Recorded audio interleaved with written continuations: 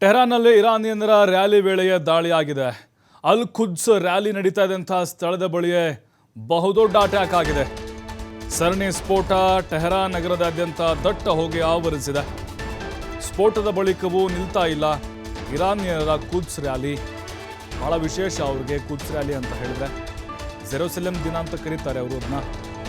America Israel ಯುದ್ಧದ ವಿರುದ್ಧ ನಡೀತಾ ಇದ್ದಂಥ ಒಂದು ರ್ಯಾಲಿ ಕೂಡ ಅಂತ ಹೇಳ್ಬೋದು. ನೋಡಿ, ಜನನಿಬಿಡ ಪ್ರದೇಶಗಳನ್ನು ಅಥವಾ ಅವರ ಈ ರ್ಯಾಲಿಯನ್ನು ಟಾರ್ಗೆಟ್ ಮಾಡಿಕೊಂಡು ದೊಡ್ಡ ಮಟ್ಟದ ಅಟ್ಯಾಕನ್ನು ಮಾಡಿದೆ. ಸಾವಿರಾರು ಅಷ್ಟೇ ಅಲ್ಲ, ಲಕ್ಷಾಂತರ ಸಂಖ್ಯೆಯಲ್ಲಿ ಇರಾನಿಯನ್ನರು ಸೇರಿದ್ರು ಅಲ್ಲಿ. ಟೆಹರಾನ್, ಇದು ಇರಾನ್ ರಾಜಧಾನಿ, ಅದರ ಹೃದಯ ಭಾಗ ಅಂತ ಹೇಳ್ಬೋದು. ಇಸ್ರೇಲ್ ಸಾವು, ಅಮೆರಿಕ ಸಾವು ಅಂತ ಘೋಷಣೆಯನ್ನು ಕೂಗ್ತಾ ಇದ್ರು.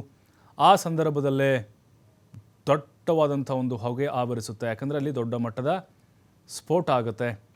ದೃಶ್ಯಗಳಲ್ಲಿ ನೋಡಿದರೆ ನಮ್ಗೆ ಅರ್ಥ ಆಗುತ್ತೆ. ಪ್ರತಿಭಟನೆ ಅಂದರೆ ಅವ್ರ ರ್ಯಾಲಿ ನಡೀತಾ ಇದೆ, ಅಲ್ಲಿ ಹೊಗೆಯ ಒಂದು ಕಾರ್ಮೋಡ ಆವರಿಸಿದೆ. ಅದರ ಮಧ್ಯೆ ಕೂಡ ತಮ್ಮ ರ್ಯಾಲಿಯನ್ನು ಈಗ ಅಲ್ಲಿನ ಪ್ರಜೆಗಳು ಮುಂದುವರಿಸಿದ್ದಾರೆ. ಧಿಕ್ಕಾರಗಳನ್ನು ಕೂಗ್ತಾ ಇದ್ದಾರೆ.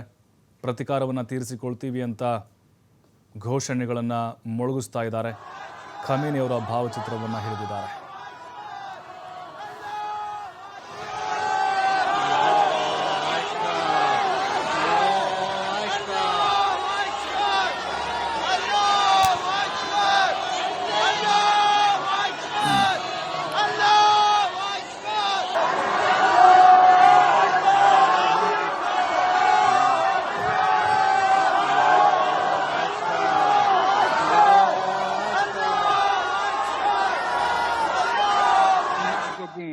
اسیس بنیاد شهید انقلاب اسلامی است. لازم می‌دانم به عنوان یک خدمتگزار کوچک در این مجموعه از همه عزیزان در این بنیاد که بنیادی ترین بنیادهای انقلاب است، افضل بنیادهای نظام